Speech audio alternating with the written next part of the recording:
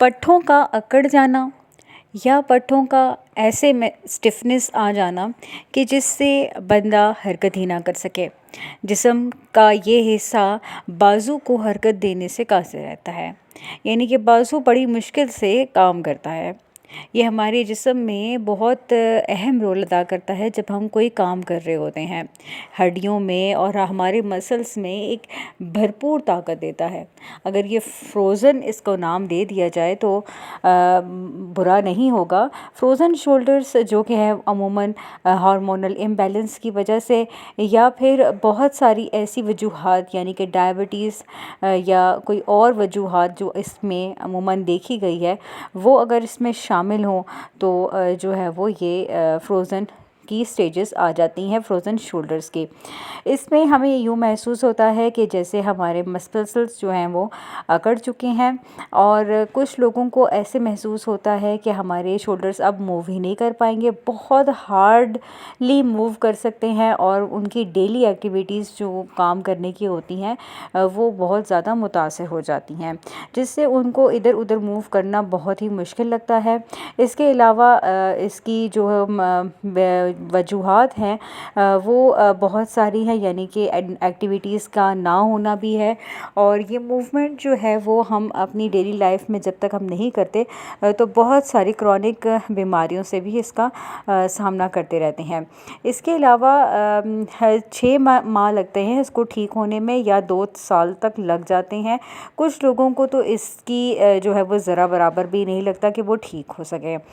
तो ऐसे में वो किसी न किसी फिज़ियोथेरेपिस्ट का जो है वो उनके पास चले जाते हैं, या घर पे ही जो है वो मालिश वगैरह करते हैं, जिससे जो है वो उनके मसल्स प्रॉपर तौर पे ठीक नहीं हो पाते, या फिर उनके पट्ठे जो है वो सख्त हो जाते हैं, या पट्ठों का हम कहते हैं कि खिंचाव ज़्यादा हो जाना, पट्ठे खिंच जाना, पट्ठे जो है वो खिंच जाते हैं। ये अमूमन बूढ़े अफराद के लोगों में भी देखा गया है और नौजवान लोगों की उसमें भी देखा गया है कि अगर हम ज़्यादा कोई ऐसी चीज़ अचानक कोई उठा लें या कोई ऐसा कोई काम कर लें तो हमारे जो है वो पट्ठे जो हैं वो खिंच जाते हैं, हमारे मसल्स जो हैं वो स्टिफ़ हो जाते हैं, जिसमें ऑक्सीजन की जो पैदावार होती है वो सही तरह से हमारी उसमें सर्कुलेट नहीं कर पा रही होती।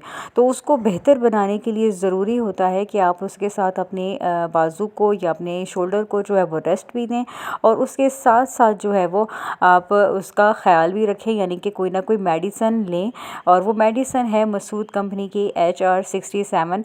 इस मेडिसन का इस्तेमाल करते ही आपके फ्रोज़न शोल्डर्स जो है, यानी कि जो स्टिफ़ हो चुके हैं, वो जल्द अज़ जल्द ठीक हो जाएंगे।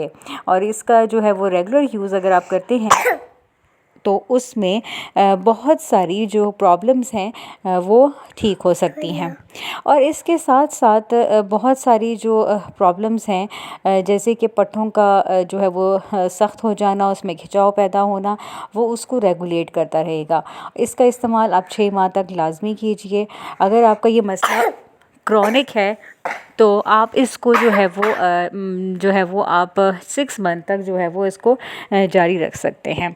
और इसके साथ साथ अगर आप इसको होम्योपैथिक स्टोर से अगर रब्ता कर सकें तो होम्योपैथिक स्टोर से आपको इजीली ये मेडिसिन मिल जाएगी। मसूद कंपनी की HR जो है वो मेडिसिन्स आपको इजीली पाकिस्तान में मिल जाएंगे। नहीं तो आप ऑनलाइन भी बाय कर सकते हैं।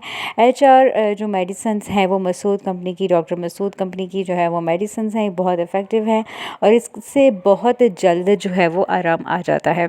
आप इसका इस्तेमाल जारी रखिए और इसके साथ साथ छोटी मोटी एक्टिविटी और अपने शोल्डर्स को जो है वो आराम दीजिए, अपने मसल्स को रेस्ट भी दीजिए, और इसके साथ साथ गर्म चीज़ का इस्तेमाल कीजिए, गर्म चीज़ के साथ ठकोर कीजिए, और इससे जो है वो आपकी जो है वो मसल्स में दोबारा से एक्टिविटी आ जाएगी, यानी कि उसके अंदर जो सर्कुलेशन है ब्लड की वो प्रॉपर होना शुरू हो जाएगी और उसमें ऑक्सीजन जाना जो है वो शुरू हो जाएगा और मसल आपका जो है वो पहले से ज़्यादा बेहतर हो जाएगा।